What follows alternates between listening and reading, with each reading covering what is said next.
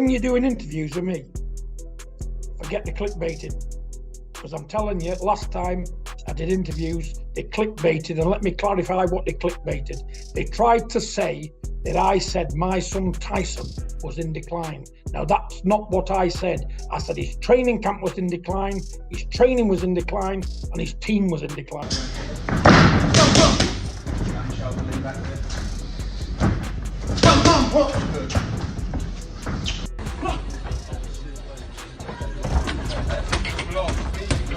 John Fury blasts Tyson Fury's training and warns he could lose to Anthony Joshua.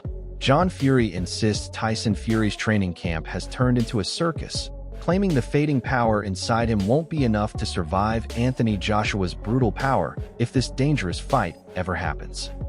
But Tyson, I never said at any one time he was in decline. You can only do with what you've got round you. And I said he needs to make a lot of adjustments for this next fight. Not he was in decline. There's two different things about a man being in decline and a man's training can be in decline. I was on about his training camp and his training. That is and was in decline. So let's keep it properly, because the last people that said that, I don't know what they do it for, just for a clickbait, for a view.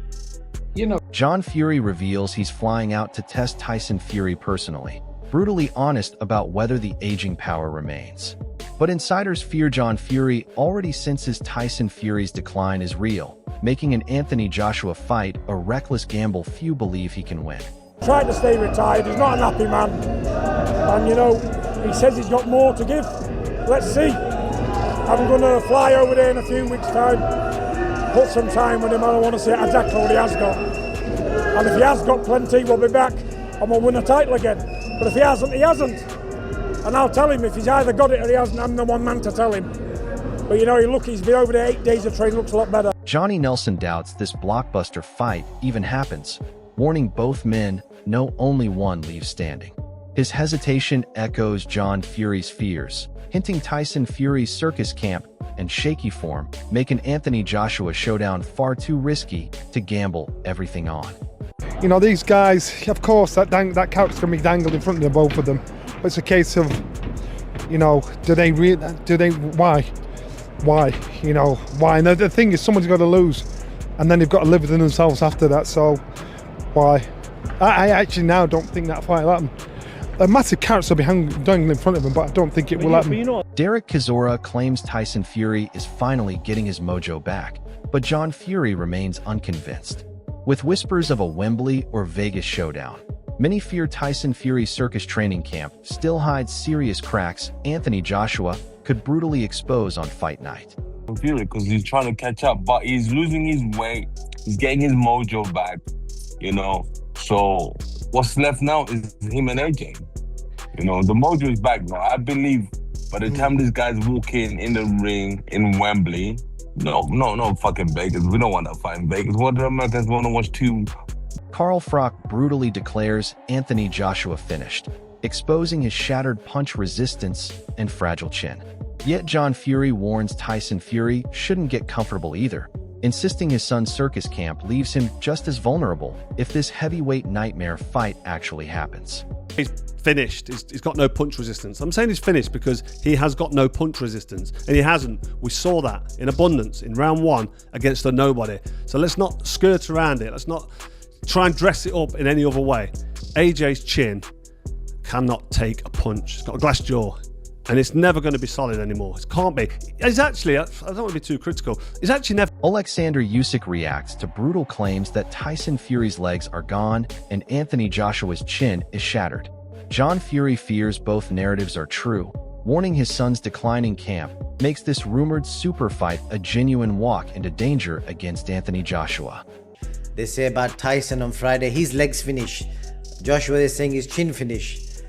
What do you think of all this? Oh, listen, crazy. Today I have time now, yeah? Today I use news. I use social media and read news. Frank Warren reveals Tyson Fury quietly signaled his return, though nothing's confirmed. With Anthony Joshua reportedly needing surgery, John Fury insists timing matters, warning a rushed comeback from his son's circus camp could end in humiliating disaster against a dangerous opponent. Surprisingly, even John Fury can't ignore the shift happening in front of everyone's eyes. His grudging respect for Anthony Joshua's mentality only adds more weight to the growing fear building inside his own son's camp. I think he's strong enough, he's got the right personality, he's got the right mental attitude, and he will put his best foot forward. Straight from the man himself, Alexander Usyk practically confirms the fears circling around this entire storyline.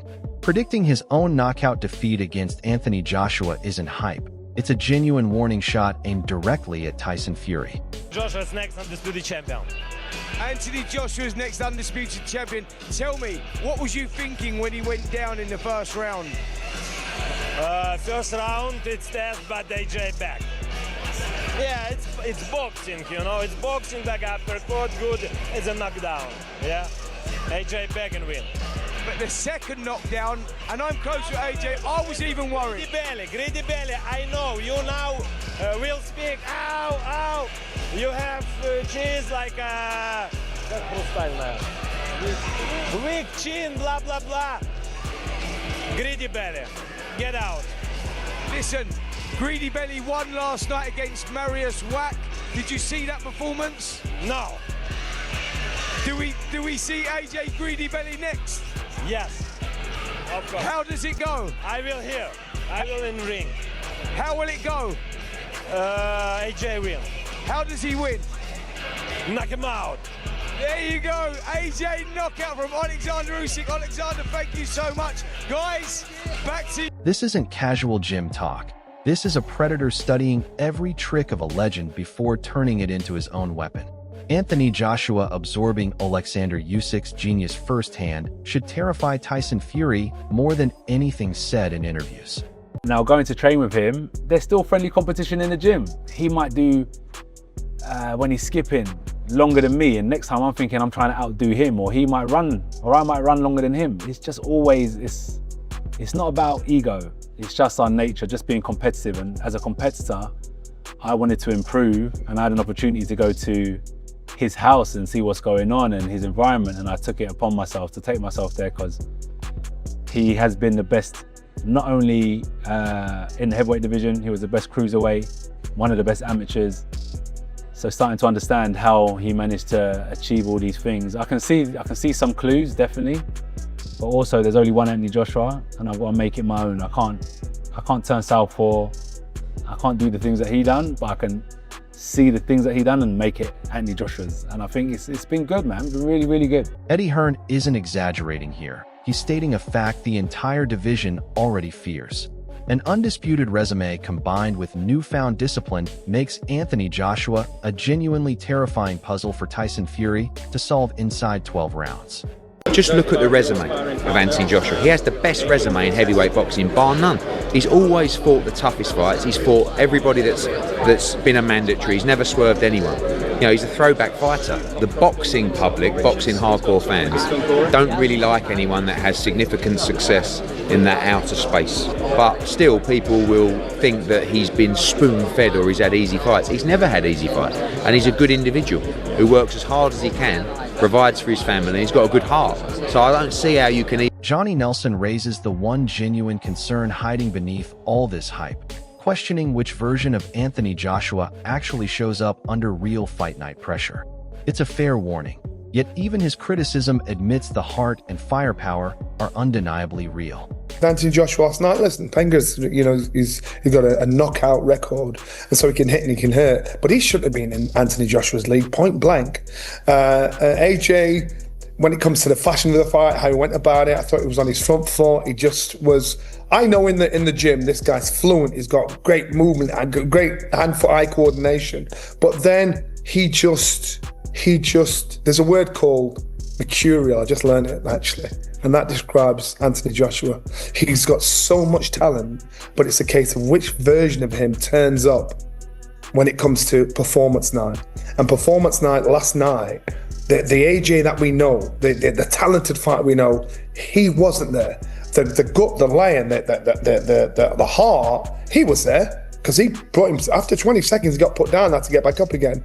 He was in trouble. He was still making rookie mistakes. I'm thinking you shouldn't make those mistakes at this stage in your career. You are a former world champion. I know you're pulling your tongue out saying I'm all right, I'm hurt. Who are you proving something to? This is about you and your corner. Forget the fans and get the job done. Amir Khan calls it dead even. But the moment he mentions ring rust creeping into Tyson Fury's game, the balance quietly tips. That inactivity could be the exact opening a sharpened Anthony Joshua needs to finish things early. Do you have a prediction of how the AJ versus Tyson Fury fight could go? In the UK, to have a mega fight like that would be massive. One of the biggest fights ever. Two heavyweights, two big names. And how the fight's going to go, it looks a hard one to say. I still need to go back and see how Fury's fight went. I mean, I know it's more like a sparring session Fury had, but still, I want to see how he looked. But I think it's a 50-50 fight. Very close, very close. I do lean a little bit more towards Fury, but like I said, as time's been going on and Fury's inactivity, I think might work against him.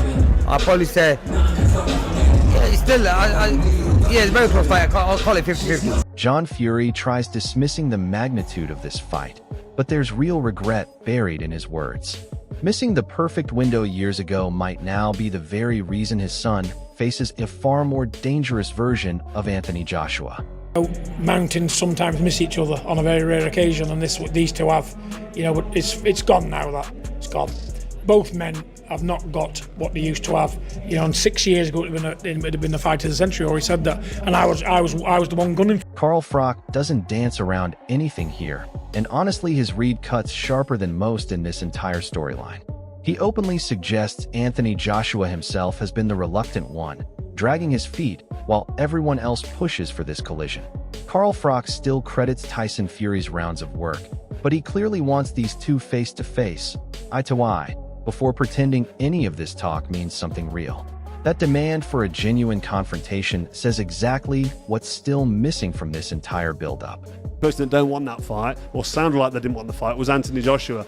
Talking about not stealing this thunder or whatever. I think the fight's going to happen. I think the fight is happening, and we're all looking forward to it. But Tyson Fury deserves respect, deserves credit, and yeah, we've got to acknowledge that he's just had a solid 12 rounds against a game opponent, and he got some good work in there, and that will set him up for the Anthony Joshua fight. And I'd like to see these two come together a little bit and just be face to face, up close and personal. Then you know it's real. And Spencer Brown confirms this collision is no longer speculation. It's practically locked behind closed doors with a major streaming giant attached. With Anthony Joshua's sparring warning already circulating, the timing of this announcement feels less like coincidence and more like perfectly planned pressure. Because I know the fight will happen. Definitely, this year. Yeah, we're just baking the cake. It's going to happen. Turkey. You know what Tyson said? He just told you. But Turkey suggested that it was going to be announced tonight, so is there a deal in place? Oh, that's Turkey's business, isn't it? Not mine. But, yeah, there's a lot I know, a lot I can't divulge, but I'm just going to say that this fight is going to happen. And the man behind it is Turki Al-Sheikh, and the company behind it will be Netflix. While Anthony Joshua's camp looks unified and dangerous, Tyson Fury's corner appears to be quietly falling apart behind the scenes. A fractured relationship with his own father is hardly the ideal preparation heading into a fight this important. Yeah, I didn't know. They've always been very close, and John's always been a big part of the training team. I know he's had his trainers in Sugar Hill and Ben Davison, but John's his dad, and he's been a big part of the journey. And for some reason, I don't know why, it's not my business, but they've clearly fallen out. And it's never nice to see, and definitely not nice. Duke McKenzie strips away the legendary status Tyson Fury's fans keep insisting on, calling his resume simply insufficient compared to true greats. That gap in legacy becomes even harder to defend if Anthony Joshua walks away victorious after this looming showdown. Obviously, Fury's got his own fans and people that think that he is a legend and one thing and another. Well, that's all well and good, but you've got to look at his resume. It doesn't stack up. Not to the great fighters. It doesn't stack up. The promoter mocks Tyson Fury's choice of opposition, practically laughing at how soft his current path looks compared to what awaits him. Meanwhile, Anthony Joshua keeps sharpening real firepower in the gym, and this mismatch in preparation could prove costly. Fighting Marius Wack, who's about 64 years old. He's lost 8 times in the last 10 fights.